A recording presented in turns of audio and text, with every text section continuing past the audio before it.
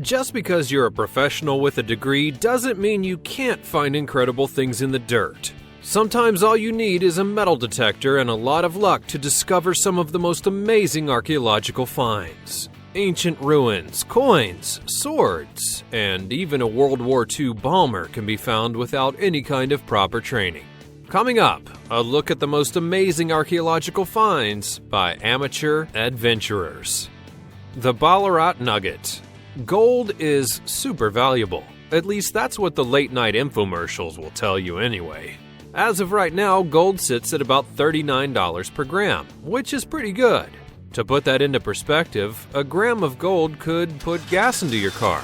It could buy you a pizza and rent a movie.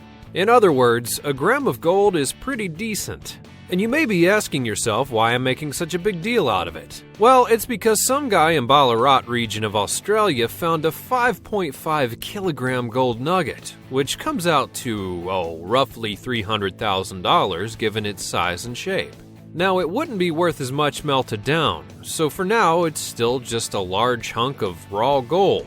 And the prospector never gave his name, but told the shop that he sold the nugget to that he wasn't very experienced.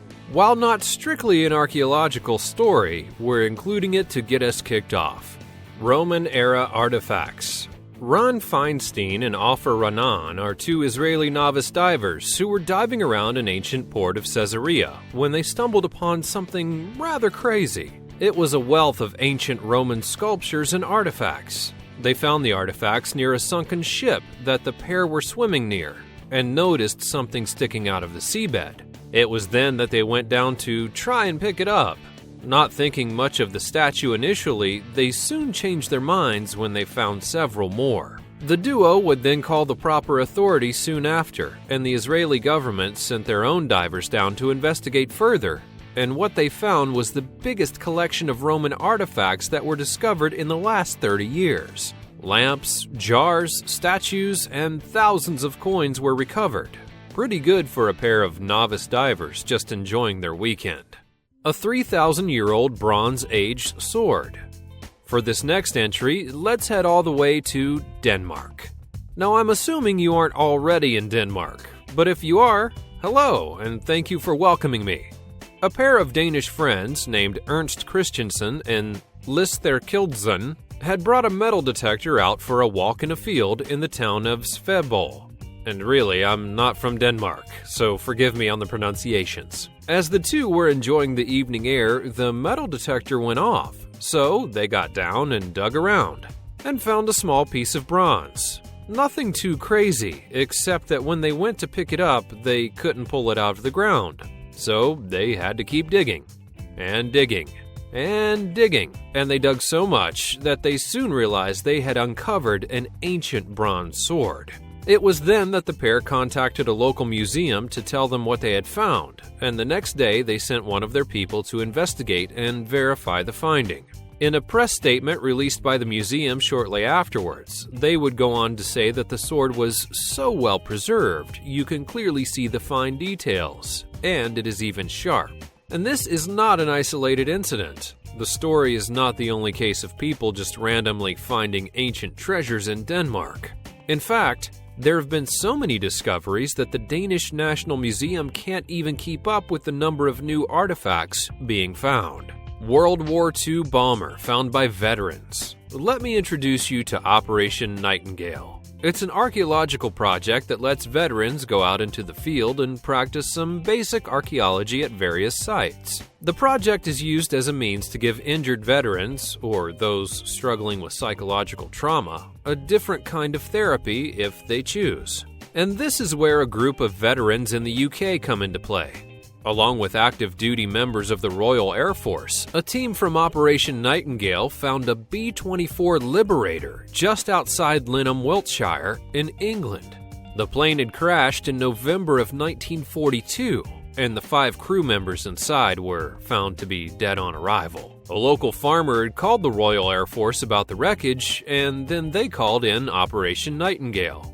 A small amateur crew of veterans made quick work of the dig site, recovering old ammunition casings, parachute buckles, and even a Royal Australian Air Force cap, before eventually recovering the rest of the aircraft. Mr. Rajaguru's Bizarre Temple Adventures. No, this is not a game show from the 1980s on Nickelodeon. An Indian schoolteacher walks into a forest. Oh wait, that's a setup for a joke. An Indian schoolteacher named Mr. Rajaguru was actually walking in a forest when he found an ancient temple. And to me, that seems like a pretty productive hike. The temple was found in Pamburu, India, and unfortunately had been looted at an earlier date. And now back to Denmark, with gold bracelets. Let's just face it, Vikings are super cool. You can't get enough of them. They're in pop culture, in music, everywhere you look. And so, leave it up to a small team of amateur archaeologists to discover a huge cache of golden Viking bracelets in Denmark.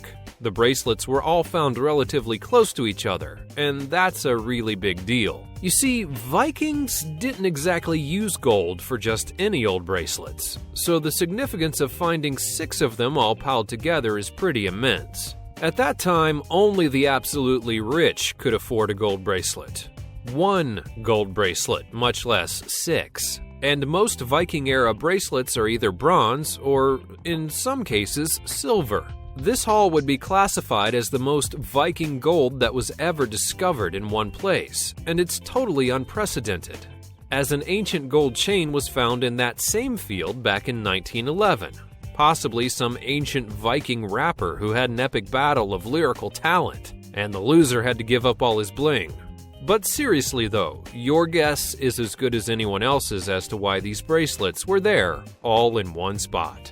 Roman slave tunnels. Tivoli, Italy, the home of Roman Emperor Hadrian's villa.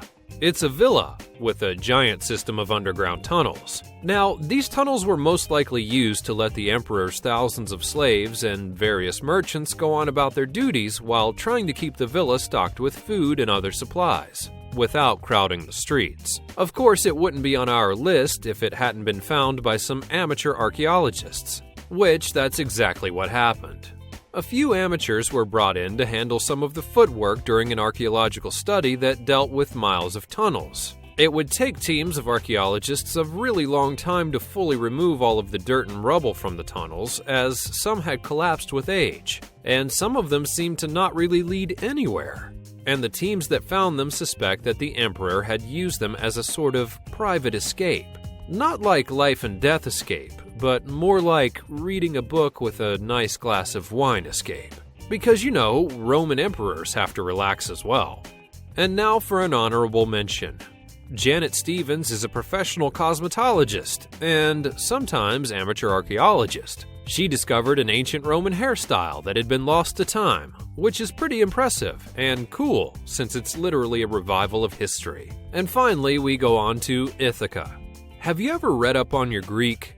Have you ever heard of an obscure little book called the Odyssey? That question was really rhetorical, because if you've seriously never heard of or even read the Odyssey, you should run to your local library right now. You know, those do still exist, outside of what's in your hand. The story of the Odyssey was written by a man named Homer, who you might know as one of the greatest philosophers and writers to come out of ancient Greece. Within the story, a man named Odysseus leaves his island home to go fight in a great war.